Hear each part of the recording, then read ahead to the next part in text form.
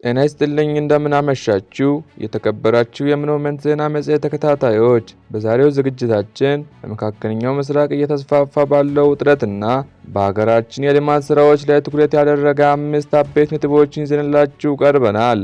በዛሬው ጥንቅራችን በመጀመሪያ በዋሽንግተንና በቴህራን መካከል በፓኪስታን አዘጋጅነት የተካሄደ ስላለው ምስጢራዊ የሰላም ድርድርና የ45 ቀናት የተኩስ አቁም እቅድ እንመለከታለን። በመቀጠል የኢራን የክላስተር ሚሳኤል ጥቃት በእስራኤል ከተሞች ያስከተለውን ድንጋጤና የንጹሃን እልቂት የምንቃኝ ይሆናል። እንዲሁም ጦርነቱ ወደ ኩዌት፣ ኤምሬትስና ኢራቅ በመስፋፋቱ የተደቀነውን የቀጠናውን ስጋት በጥልቀት እንዳስሳለን። ከዚህ በተጨማሪም ፕሬዝዳንት ትራምፕ በኢራን መሠረተ ልማቶች ላይ የሰነዘሩትን የመጨረሻ የሲኦል ማስጠንቀቂያ የምንመለከተው ይሆናል። በመጨረሻም ሀገራችን ኢትዮጵያ በምግብ ሉዓላዊነት ላይ ያስመዘገበችውን ታሪካዊ ስኬትና የልማት ትሩፋት መርሃ ግብር ለዜጎች ይዞ ያመጣውን አዲስ ብስራት በዝርዝር የምንዳስሰው ይሆናል። መረጃዎችን ወደ እናንተ የማደርሰው እኔ ምናሴ ነኝ። ፈጣን፣ ገለልተኛና ታማኝ የሆኑ ዓለም አቀፍ እንዲሁም ሀገር ውስጥ ዜናዎችን በሰዓታት ልዩነት የምናቀርብበት ሞመንት የዩቲዩብ ቻናላችን ነው። ሁልጊዜ እንደምንለው ከተለያዩ ታማኝ ምንጮች ያገኘናቸውን መረጃዎችን በማመዛዘን እውነተኛውን ዘገባ ብቻ ይዘንላችሁ ቀርበናል። እስከ መጨረሻው አብራችሁን እንድትቆዩ የአክብሮት ግብዣችን ነው። ወደ መጀመሪያው አቤት ጉዳይ ስንመጣ በዋሽንግተንና በቴህራን መካከል በፓኪስታን በኩል ምስጢራዊ ድርድር መጀመሩ ተሰምቷል። እንደ አክሲዮን እና ሌሎች ዓለም አቀፍ መገናኛ ብዙሃን ዘገባ በፓኪስታን በቱርክና በግብፅ አጋዥነት የ45 ቀናት የተኩስ አቁም ስምምነት ላይ ለመድረስ ከፍተኛ ጥረት እየተደረገ ይገኛል።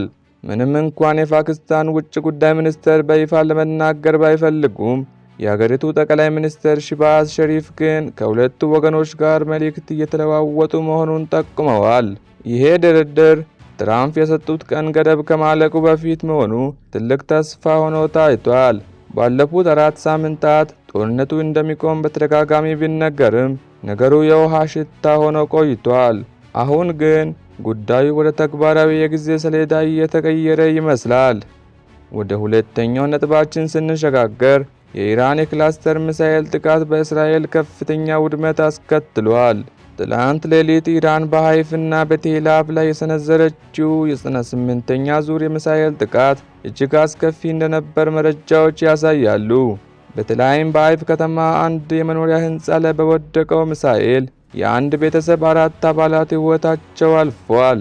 የእስራኤል ፖሊስ እንደገለጸው የኢራን ክላስተር ወይም ነባሪ ሚሳኤሎች በ26 የተለያዩ ቦታዎች ላይ ፍንዳታና እሳት አስከስተዋል።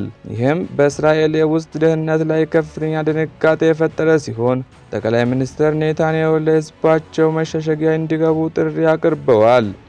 ቀጥለን ጦርነቱ ወደ ጎረቤት ሀገራት ስለመስፋፋቱ እንመለከታለን። ጦርነቱ አሁን በኢራንና በእስራኤል መካከል ብቻ የተገደበ አይደለም፣ ወደ ጎረቤት ሀገራትም በእጅጉን ተስፋፍቷል። በኩዌት መደበኛ የመንግስት መስሪያ ቤቶች በሚገኙበት መሬት ላይም የድሮን ጥቃት የተፈጸመ ሲሆን በኤምሬትስም የኮሙኒኬሽን ተቋም ላይም የኢራን ድሮኖች ጉዳት አድርሰዋል። በኢራቅ ደግሞ የአሜሪካ የሎጂስቲክስ ካምፖችና የነዳጅ ማውጫዎች ከፍተኛ ጥቃት ደርሶባቸዋል። ይሄ ሁኔታ የቀጠናውን ሀገራት ለከፍተኛ ስጋት ያዳረገ ሲሆን የተባበሩት አረብ ኤምሬትስ የኢራን ፖሊሲ በአስቸኳይ እንዲቀየር እየጠየቀች ትገኛለች። ወደ አራተኛው ነጥባችን ስንመጣ የትራምፕ የሲኦል ማስጠንቀቂያ ዓለምን እያነጋገረ ይገኛል። ፕሬዝዳንት ትራምፕ በትሩዝ ሶሻል ገጻቸው ላይ ባሰፈሩት መልእክት ኢራን የሆርሙዝ ወሽመጥ በአስቸኳይ ካልከፈተች በመጪው ማክሰኞ የኢራን የኤሌክትሪክ ኃይል ማመንጫዎችና ድልድዮች እንደሚወድሙ ዝተዋል። ገሃነም ውስጥ ትኖራላችሁ በሚል ጠንካራ ቃል የተገለጸው ይሄ ማስጠንቀቂያ ቀደም ሲል ለሰላም የሰጡትን እድል የሚያጥብ ሆኖ ታይቷል። በሌላ በኩል በኢራን ምድር የወደቀውን አሜሪካዊ ፓይለት ለማዳን የተደረገው ኦፕሬሽን ስኬታማ መሆኑን ገልጸው አሜሪካ ማንንም ዜጋዋን ጥላ እንደማትሄድ አረጋግጠዋል። ወደ መጨረሻውና ወደ ሀገራዊ ጉዳያችን ስንመጣ ኢትዮጵያ በምግብ ራሷን የመቻል አዲስ ታሪክ እየጻፈች ትገኛለች። ለብዙ ዓመታት በረሃብና በእርዳታ ስትጠቀስ የነበረች ሀገራችን ኢትዮጵያ ዛሬ ስንዴን ወደ ውጭ እስከ መላክ መድረሷ ትልቅ ብስራት ሆኗል። በጠቅላይ ሚኒስትር አብይ አህመድ የሚመራው የልማት ትሩፋት መርሃ ግብሮች ዜጎች በየቤታቸው ወተት፣ እንቁላልና አትክልት እንዲያመርቱ በማስቻል የኑሮ ውድነቱን እየተቋረመ ይገኛል።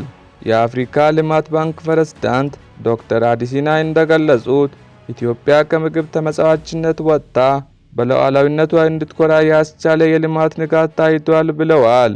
ይሄ ስራ ለሀገራችን ነጻነትና ኩራት ትልቅ መሰረት እንደሚሆንም በእጅጉ ይታመናል። ውድ የምኖመንት ቤተሰቦች፣ ዓለም በውጥረት ውስጥ ባለችበት በዚህ ወቅት ሀገራችን በልማት ጎዳና መጓዟ ትልቅ ተስፋ የሚፈጥር ሆኗል። በእነዚህ ጉዳዮች ላይና ስለ ዝግጅታችን ሀሳብ አስተያየታችሁን በኮሜንት ማሳወቅ አይረሳ። ቪዲዮውን ላይክ ማድረጋችሁንና ሰብስክራይብ በማድረግ ቤተሰብ መሆናችሁን አትዘነጉ። ሰላም ለሀገራችን፣ ሰላም ለዓለም። በቀጣይ መረጃ እስከምንገናኝ ቸር ይቆዩ።